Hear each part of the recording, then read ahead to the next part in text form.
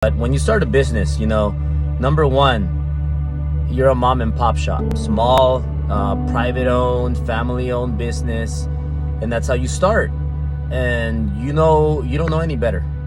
You don't know any better, and that's how you start, and that's the way many businesses start. Then what usually happens is the founders, they start the business with their money, and then they start hiring other people. They start hiring family members, they start hiring the friends, and then they start the business. They go for year one, 5 years into it, 10 years into it, 20 years into it, 30 years into it, 40 years into it, 50 years into it. What most people don't understand is that most of these businesses that do really good, that blow up, where you see now, for example, the owner and CEO of In-N-Out. She's a multi-billionaire and she's 39. She's a year older than me. So she was born 1982, I was born 1983. But she didn't start the business. She was not the founder. She inherited the business. And there's many people that do that. There is a big difference between the person that starts and is a founder of the business versus the person that takes over the business. It's already a multi-billion-dollar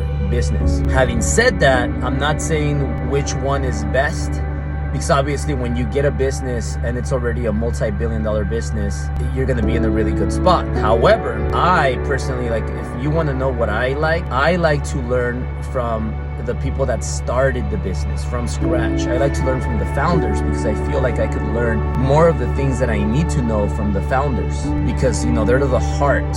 They are the visionary, the people that created something from a dream and from scratch, put all the money in the line. That's a whole different ballgame. So I like to learn how they started the business, especially because I started every business from scratch, and I'm very passionate about that. Now, I'm gonna give you a few key points. Number one, you have to build a business that's scalable. So if you're starting the business right now, and let's say you're like, okay, Albert, you know what? I think you're right. I want to learn from the founder, not from the person that inherited the business. I want to learn from the founder because I'm a founder and I'm going to start a business. So number one, you have to create a business that's going to be scalable. Some businesses are not scalable. I'll give you an example. I have this friend that's a doctor. Everybody wants to use this doctor. Nobody wants to use anybody else. It's not scalable. Why? Because this doctor is a celebrity doctor and everybody wants to use this doctor. This doctor takes care of the most important, most wealthiest celebrities in the world. And he's my friend. He was telling me, man, you know what? I make so much money, but my brother, he built a scalable business where he doesn't have to be in the business all the time. He goes there, shows up for a couple of hours, leaves, and his systems and operations run the business, and he makes the same money that I make. But the difference is that I have to be here working 16 hours a day, and everybody wants to see me. I can't have my junior apprentices take care of my celebrity clients because they want me. So it's not scalable.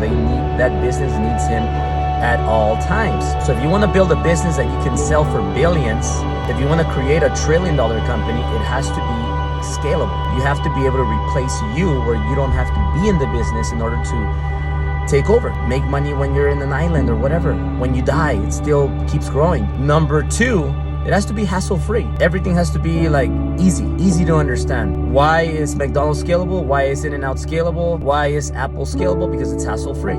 It's hassle-free. You could have anybody, based on your systems, they could run everything. You could have monkeys, 6-year-olds, they could run your business. Number three, it has to cost a drip. I like to give the example of, you know what? Now I'm married, I'm a father. I do like it. It does feel good when you see all the girls dripping for me. And yeah, you might be saying, oh, Albert, why are you saying that? Just show off or whatever. Look, it's the truth. Women, a lot of sexy women, they get excited. They see me. They might be seeing you. And they're like, oh, this guy's young. He drives Ferraris. He has nice watches. Look at this guy. He's successful. You give confidence to the woman and, they drip.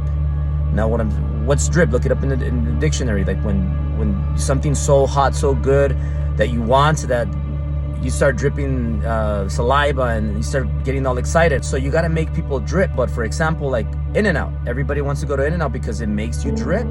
Like you're like, oh, like Chip when he's hungry. When you want to give him something that's Juicy. He doesn't like the boring dog food, but he likes when you give him juicy meats, he loves that. He starts dripping.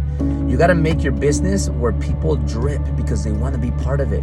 People want to join the mortgage guys. People want to join Ambiance Realty. People want to go to In-N-Out.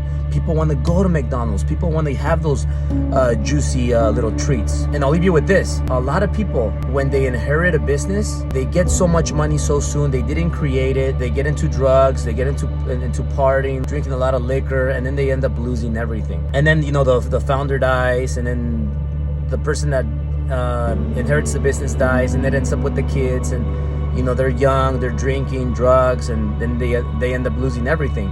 So what I'm doing, because however long we're gonna have it for, maybe we have it for a lot of years. I mean, based on other companies that are similar to ours, they've been in business for 30, 40 years. So who knows? Maybe I exit with my people and they all get their equity and we leave and we make a lot of money. Maybe we keep it for longer and maybe we start, doing profit sharing. Everybody makes some money every quarter, every year. Who knows? I don't know.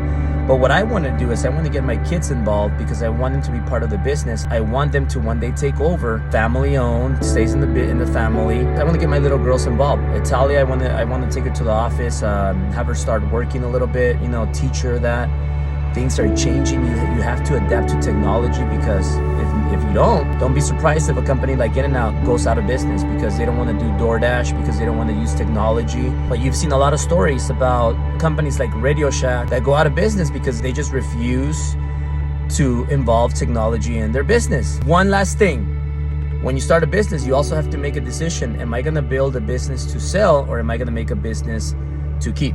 So think about all those things, guys. And there's so much stuff that I can go over.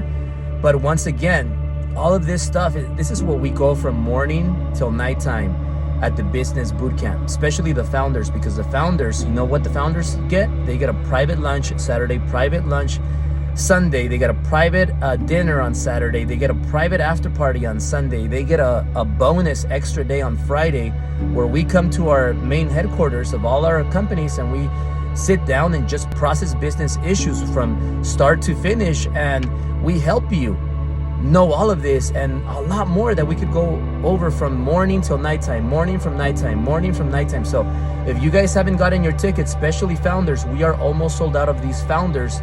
First row sold out, second row sold out.